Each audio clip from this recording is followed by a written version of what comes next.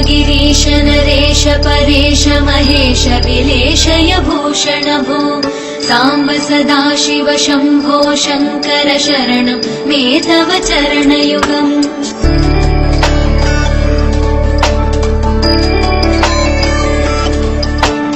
उभया दिव्य सुमङ्गल विग्रहया लिङ्गित वामाङ्ग विभो साम्ब सदाशिव शम्भो शङ्कर शरणं मे तव चरणयुगम्। हर हर महादेव।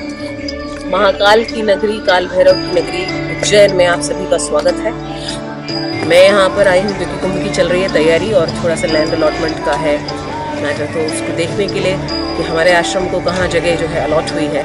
और इसी बीच जो है मैं, क्योंकि आज 26 जनवरी है और रिपब्लिक डे होने की वजह से छुट्टी है, तो आज काफ़ी घूमने के लिए समय मिल गया। मैं आज काल भैरव मंदिर के दर्शन किए और वहाँ पर काल भैरव की जो महिमा है, तंत्र के सबसे बड़े देव उन्हें कहा जाता है। और मदिरा का पान 5 मकारों में से जो है मत्स्य और छोड़ दीजिए, बाकी के छोड़ दीजिए 4, मदिरा का सेवन उन्हें आज भी कराया जाता है।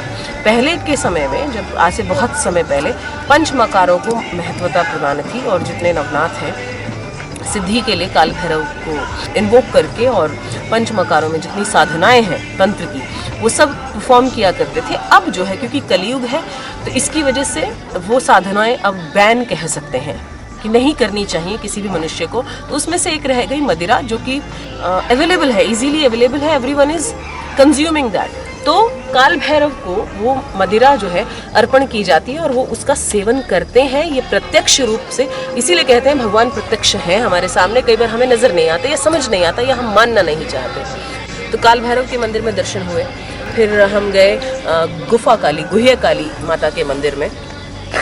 उसके बाद में हम लोग गए हरसिद्धि माता के मंदिर में। हरसिद्धि माता के बारे में बताना चाहूँगी कि वो 52 शक्ति पीठों में से एक है।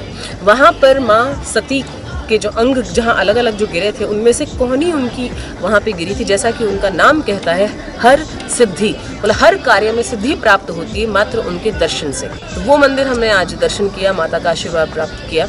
और फिर हम लोग यहाँ आए भूखी माता का मंदिर, जो कि धूमावती, 10 महाविद्या में से जो धूमावती हैं उनका ही एक रूप इन्हें बताया जाता है। और विक्रमादित्य, राजा विक्रमादित्य ने इनकी स्थापना करवाई थी। पहले ये जलमग्न थी। उनका एक छोटा मंदिर यहाँ पे है, जो मेन मंदिर है, मेन गर्भ है, वो पानी के अंदर अभी भी आप देखेंगे कि पानी के अंदर ही है। और जब मुझे लगता है बारिश बहुत ज़्यादा होती होगी तो अभी भी पानी ऊपर आ जाता हो। मैंने अभी वहाँ पे, मेरी बहुत इच्छा थी नदी किनारे, शिप्रा नदी के तट पे, कहीं पे घाट पे बैठ के एक पाठ करूँ, तो मैंने भी अपना पाठ किया संपन्न और मुझे बहुत प्रसन्नता है कि मैं कर पाई। और उनका एक जो कह सकते हैं उपरूप जो है, ऊपर भक्तों के दर्शन के लिए बनाया गया, ताकि सबको जो है दर्शन प्राप्त हो, माँ का आशीर्वाद प्राप्त हो। क्योंकि नीचे जो जलमग्न जब मंदिर हो जाता है तो आम पब्लिक नहीं आ सकती, तो इसके लिए भक्तों के आग्रह और भक्तों की इच्छा देखते हुए जो ब्राह्मण हैं उन्होंने मंदिर का एक उपरूप जो है, माता का सेम रूप जो है ऊपर स्थापित किया।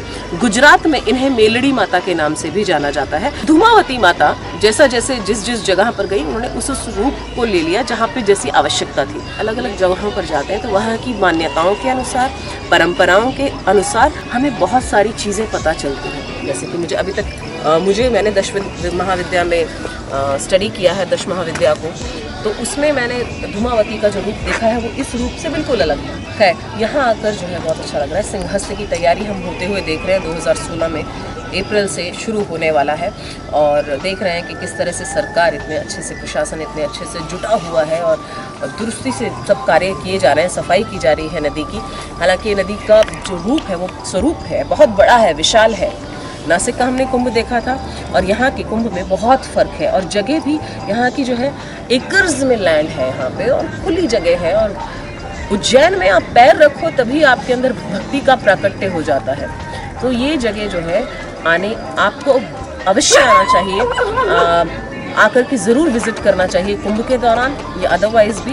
आपको यहाँ आकर सुकून भी मिलेगा, भक्ति, और आपकी नेगेटिविटी रिलीज़ हो जाएगी। कहते हैं जब हम पॉजिटिव प्लेसेस पे जाते हैं तो नेगेटिव रिलीज़ होता है, हम पॉजिटिव एब्जॉर्ब करके वहाँ से रिजुविनेट होकर के वापस लौटते हैं। तो आपका सभी का सिंहस्थ कुंभ 2016 उज्जैन में, महाकाल की नगरी में, काल भैरव की नगरी में बहुत बहुत स्वागत है।